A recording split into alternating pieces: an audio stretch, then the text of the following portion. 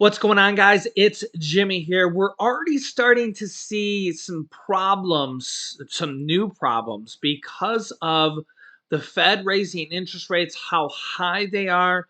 We're already starting to see a lot of people being hurt by this. And now we're starting to see a lot of large companies cut back. New jobless claims increase more than expected to their highest, going all the way back since almost the thick of the pandemic, October 2021. Jobless claims totaled 261,000 for the week ending June 3rd, an increase of 28,000 from the previous week.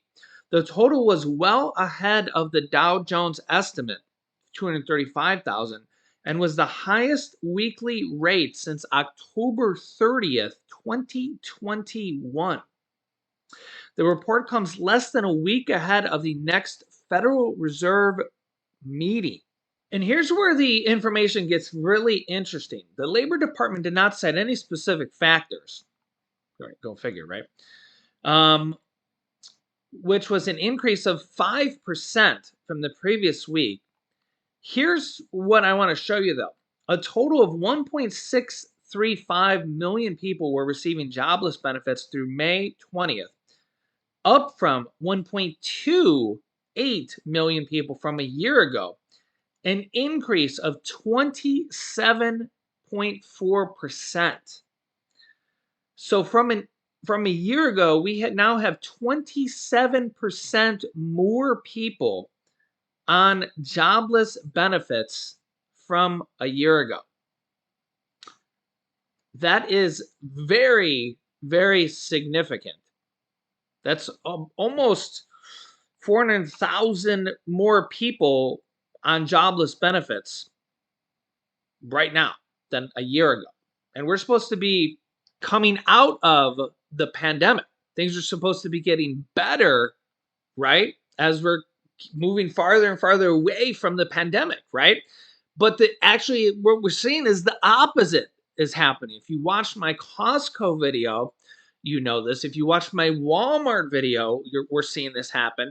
Massive companies are starting to lay off people, and we're starting to see buyers, retail buyers, just people that go to the stores, low and middle income people, are really starting to show what is happening in the economy. And companies are laying off people in droves, hundreds of thousands of people. And as the weeks are ticking by, we're starting to see it worsen and worsen and worsen. And yet we're supposed to be coming out of the pandemic. We're supposed to be like, hey, the Great Depression's behind us. We're supposed to be seeing a boom here. But what is happening is that because the Fed is putting the stranglehold on Americans, we're actually going back into the Great Depression, or the modern day version of the Great Depression. And this goes back to kind of what has kind of stuck with me of Senator Elizabeth Warren, who read into Federal Reserve Chairman Jerome Powell's notes. Federal Reserve Chairman Jerome Powell told us what their plan is, what the Fed's plan is for the United States of America, is that their plan is to lose 2 million plus Americans' jobs. This is their plan. They literally wrote it in their economic plan, because by raising the interest rates this high and keeping them this high for a long period of time, we are going to lose 2 million plus jobs. And Elizabeth Warren, who studies this stuff and literally reads every line of everything they put out, Jerome Powell told us this. Because when they keep raising interest rates, it's going to put the squeeze on all these small businesses, medium businesses, and even large businesses. And the first thing when businesses start to struggle, what is the first thing they do? They cut costs. And when businesses cut costs, what's one of the things they do? They cut labor. They cut labor. And also they invest in automation. When you go to Walmart, what are you starting to see now? You go to checkout and You see computer screens where you check out yourself, you scan it yourself. When you go to the grocery store, what do you see now more of now than ever? Scan your own groceries. And yeah, it costs them a little bit of money to invest in that to begin with now, but they're not paying $15 an hour labor every hour for every day from here on until eternity. Even McDonald's has these self checkouts now, right? And honestly, if you're thinking about it as a long-term investment, it kind of makes sense from a business owner point of view. Now, of course, you can't have all self-checkouts because eventually, you need someone to come by and say, "Hey, I need help for something or other," right? Um, but it makes sense, and in some ways, it's faster for some people. I mean, sometimes I can just go through the self-checkout and scan, scan, scan, scan, and I'm out of there. But sometimes you need help. You're like, hey, this thing won't scan or whatever. Sometimes you don't even want someone to bother you. You're at McDonald's, you're just like, hey, I'm gonna just check out here. In fact, if you go to like a Walmart that has a bunch of self checkouts, sometimes you can actually get out of there faster. But sometimes not. Sometimes you're like, just just help me. Just help me, please. Yeah, I don't want to do this, right? So you get people of like both natures, right? But the reality of it is that you can go to a Walmart sometimes, and if they have 20 self checkouts and they have three people ringing, this is just what's happening. And there's not really much that we can do to stop it because over the course of the long run, it's cheaper and they're cutting back. And AI is kind of taking over because labor is becoming more and more expensive. When I started my first job back when I was 14 years old, I worked at an amusement park.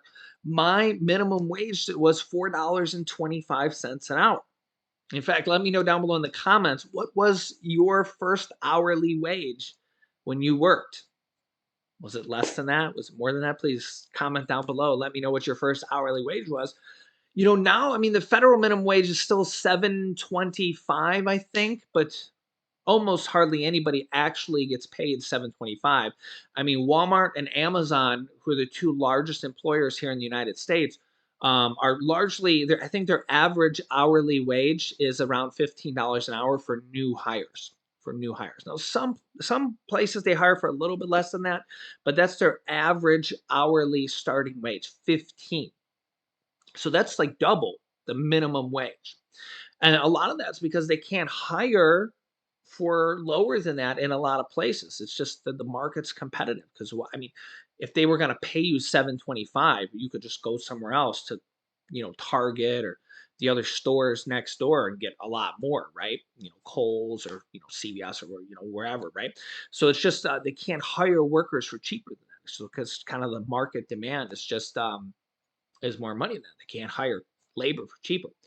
But then also, you're also competing with the automated robots, the computer screens, the self checkouts. So it's not just like, hey, what does labor cost us? What can we hire labor for? But it's also what can we hire computers for?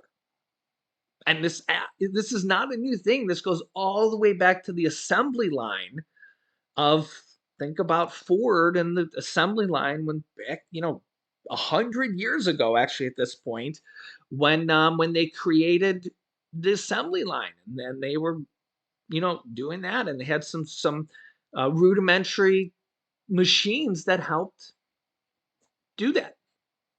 But even so, more so now than ever, this is a concern. This is a concern in a lot of different ways because people are hurting, costs are hurting. And as they go to, we actually have several different states, including Florida, actually, that has raised the minimum wage to $15 an hour. It's a step up minimum wage, so it kind of kicks in several different years. It goes up. They've passed it, but it goes up like $1 per year, over the next few years. Um, does this help people or does this hurt people? Are they losing more jobs to AI, to automation and computers, as companies realize this is too expensive? And it raises the prices of everything. You go to McDonald's and the price of a hamburger and fries goes up every single year because of these costs. Yeah, so let me know your thoughts here in the comments. I'll keep you up to date here as we're starting to see major cracks in the economy. And the Fed is either going to raise rates here again, or even if they're saying there could be a pause in rates, but it could be a short-term pause as they wait to see what happens here. I'll keep you up to date here. So if you haven't yet, subscribe down below, click the bell icon. It's completely free to do so you don't miss out on any new videos. And thank you for liking these videos, and please share these videos as well to anybody that needs to hear this information and needs to really hear what's going on here in our country on a daily basis. Here's some videos you should watch next. There is a code red alert here for actually millions of people going on right now.